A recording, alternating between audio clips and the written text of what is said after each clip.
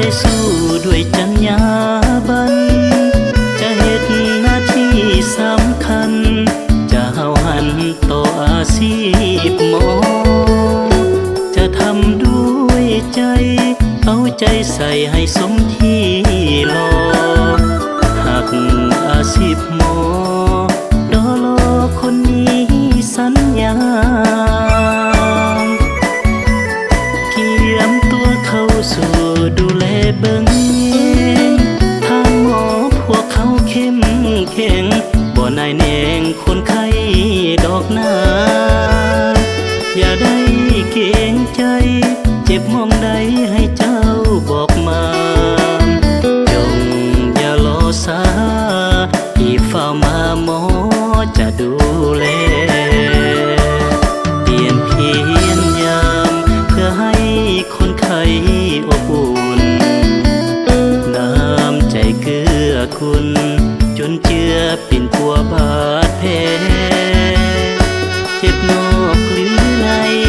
ผ่าตัดไตรักษาดูแลจากใจจริงแท้ใส่ยาจากเขาก็หา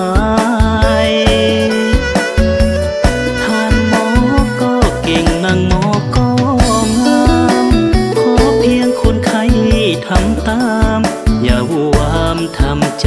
สบายท่านหมอยินดีเพื่อหน้าที่ขอพี่ใจกายคนไข้ทุกรายคือกำลังใจแพทย์หมอทุกคน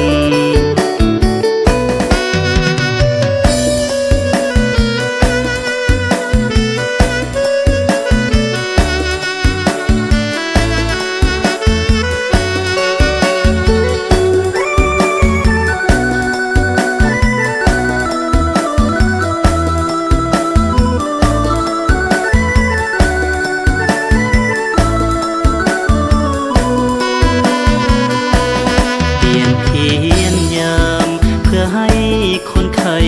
อบอุ่นน้ำใจเกื้อคุณจนเจือปิ่นปัวบาดแผลเจ็บนอกหรือในผ่าตัดไตรักษาดูแล